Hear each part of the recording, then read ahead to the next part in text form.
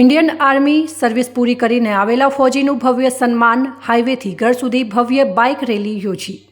Indian આર્મીમાં 19 વર્ષની ફૌજી service કરીને વતન પરત ફરતા વીર યોદ્ધાનું વાસ્તે ગાસ્તે સન્માન કરાયું। ઇન્ડિયન આર્મીમાં ફરજ બજાવતા દરેક સૈનિક દેશની રક્ષા માટે સેવા બજાવે છે અને આ સૈનિક બોર્ડર પર હોય કે કોઈપણ સ્થળે ગર્વ અનુભવતો હોય છે।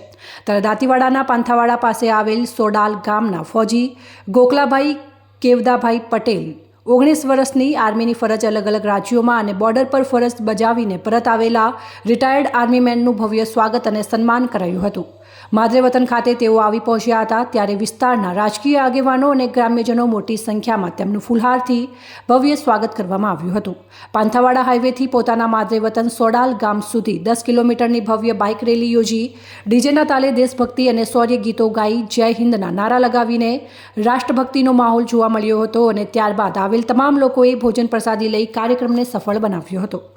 નામ પટેલ ગોકુલભાઈ કેવદાભાઈ પટેલ છે। હું ગામ સોડાલનો રહેવાસી છું। હું લગભગ 2005 જનવરીની અંદર આર્મીની અંદર એડમિશન થયું હતું મારું અને મેં આટલી લગભગ 19 વર્ષ ને 24 દિવસની સર્વિસ કરી અને 31 જાન્યુઆરી 2024ના દિવસે મારું રિટાયરમેન્ટ થયું છે।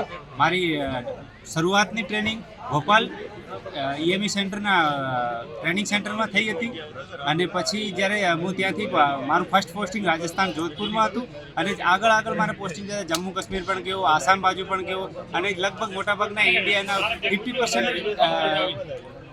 સ્ટેટ છે એની અંદર મેં મારી સેવા આપી છે અને લગભગ મને બહુ એની અંદર જાણવા મળ્યું અને જ્યારે હું અહીં સેનાની અંદર ગયો હતો ત્યારે અમારા વિસ્તારમાંથી એ ટાઈમે કોઈ પણ આર્મીની અંદર સેવા નહોતું આપતું પણ જ્યારે હું આર્મીની અંદર ગયો તેના પછી બહુ લોકો એની અંદર જોડાયા છે। આજે મારા ગામના પણ લગભગ 4 લોકો છે જે ઇન્ડિયન આર્મીની અંદર સેવા નિભાવી રહ્યા છે અને મારી સમાજના અંદર અને આજુબાજુના ગામડાઓના પણ ઘણા માણસો આર્મીની અંદર જોડાયા છે અને જે મેં અત્યારે મતલબ મારા જોડે જે માર્ગદર્શન હતું એ લોકોને જે નાના યુવાનો છે એમને મેં આપ્યું હતું અને એ હિસાબથી બહુ માણસો આગળ ગયા અને એ વિશે અને હું લગભગ આજે મારી જન્મભૂમિમાં કર્મભૂમિમાંથી જન્મભૂમિમાં જ્યારે પધાર્યો છું ત્યારે મારા સમાજના અને લગભગ બધી સમાજોના લોકોએ મને જે સાથ સહકાર આપી અને એક માહોલ જતાયો છે કે જેમાં લોકોને આ જોઈ અને એની યુવાનોની અંદર જોશ જાગે અને આર્મીની અંદર જોડાય એવી મારી પણ આશા છે। એટલા માટે આ બધા યુવાનો અમારા ગામના યુવાનો અને મારા સમાજના યુવાનો અને સમાજ